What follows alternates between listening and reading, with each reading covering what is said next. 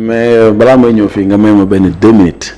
ma ñëw ci Sonko ak Diomaye bi nga xam ne. je pense que romboon ngeen ko. c'est pas pour delloo leen ginnaaw.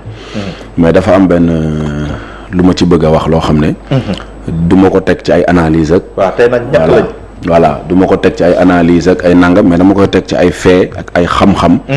yoo xamante ne ni am nañ ko si ñoom balaa Sonko di doon dara. ak balaa Diomaye di doon dara. man Sandiara laa dëkk. Sandiara benn dëkk la ak Njagañaaw. maanaam man ak Diomaye ay jegem-jegem lañ. loolu boo dëkkul suñu tund woo mënoo koo xam. jegem-jegem dafa am nuñ koy yaree am nuñ ko tabaxee ci ay valeur yooyu moom loolu moo ma permettre ma mën a wax lenn ci moom.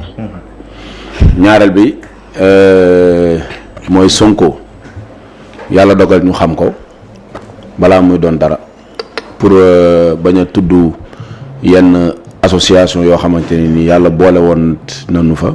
ci ay jamono yu yàgg ñu xam ko de bi mu nekkee UGB université mosquée bi nekk université UGB. yàlla dogal na ci signature am moom maanaam la mosquée bi taxawee. man ma bokk ci ñuy jiite ci mosquée boobu muy mosquée UGB. ñu baree bari ay cadre yu baree bari jaar ci université boobu waaye jaar ci mosquée boobu ba defaru bi ñuy tabax université bi. moom moo porté woon combat boobu xeex ba ñu taxawal ko. donc waaw. ma xam ko aussi tamit ci ay yeneen ak yeneen. mais Sénégalais yi souvent dañuy attardé wu man du ma politicien. man politique ma.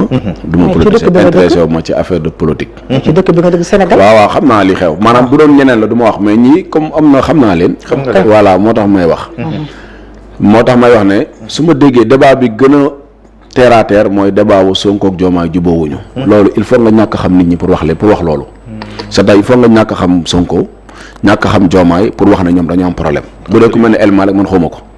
voilà xawma ko mais bu dee il faut nga ñàkk xam-xam dëgg maanaam nga ñàkk leen a xam ñoom ñàkk xam ni ñu yaroo ñàkk xam ni ñu àndee ñàkk xam li leen boole il faut nga réere lu bari pour toog di commenter ak di débat si ñoom ñaar du ñu jubóog du ñu nangam ma lay wax benn mbir billahi lazi la ilaha illa hu mënees na koo vaar suñ bëggee jusqu'à preuve du contraire parce que ay nit laay waxal nag doomu aadama day soppeeku mais jusqu'à preuve du contraire ba fi ma toog di wax ak yow ak suba insha allah Diomaye bàyyi président bàyyi ko démissionné moo gën a yomb ci moom mu am problème ak Sonko billahi lazi la ilaha illa hu Ousmane Sonko bàyyi gouvernement bàyyi ministre bàyyi lépp laa wax moo gën a yomb ci moom muy am jafeñ-jafeñ pour ay intérêt adduna que Diomaye ak président Diomaye lii ma lay wax na dama koo tabax ci ay connaissance yu jéggi dayoo yoo xam ne dafa sosu balaa ñoom ñuy doon dara ci réew mi. maanaam loo gis la.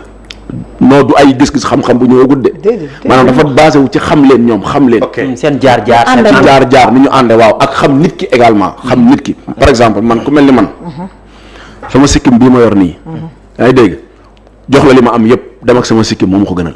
maanaam loolu fi ma toll man. c'est ay question de principe la. ay gëm-gëm yu nekk ci nit la.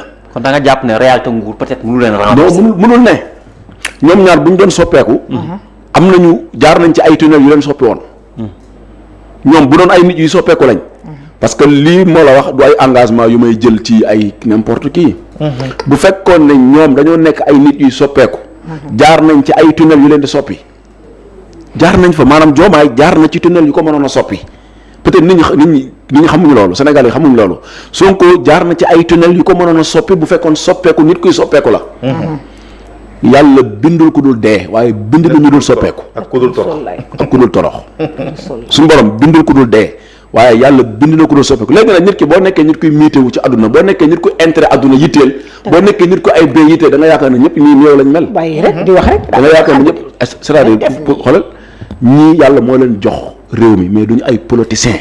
te ma laa mooy sama junni bi duñu ay niti politique. sama junni bi laa maanaam ñun ni ñu xamee bu ma nee politicien mooy ni ñu xamee woon politique nga xam ne seen i intérêt la ñuy sàmm. lii matul junni de. dégg nga seen i intérêt la ñuy sàmm maanaam ñii duñu xeet boobu. duñu façon yooyu. loolu moo tax il faut nga ñàkk leen a xam dëgg ñàkk xam seen ay principe. ñàkk xam seen ni ñu leen yaree ñàkk xam ni ñu tabaxoo. ñàkk xam ni ñu ànde pour nga mën a taxaw tey en 2025 nga naan kii war na kii ak kii day bàyyi kii ak dañuy am problème la ñuy xuloo xoolal man li ma gëm ñoom ñaar mën nañoo dugg ci salle de bain dóorante ay kurpeñ bu ñuy génn ci néeg bi di nekk si jàmm billahi la si laa ñi jàpp ne seen diggante neexul yow da nga lan nga jàpp ne moo tax da nga jàpp ne pour des raisons politiques la wala lan la. xam nga réew mi moom ku ne day joxe ay analyse am ba ci affaire de feewu sëy bii nga ma laaj léegi mu war cee ñëw Sénégal noonu la demee ak soxoraay bi dañu soxor. dafa am nit ñoo xamante ne nii li leen arrangé mooy ñoom ñaar ñu bañ a nekk si jàmm waaw.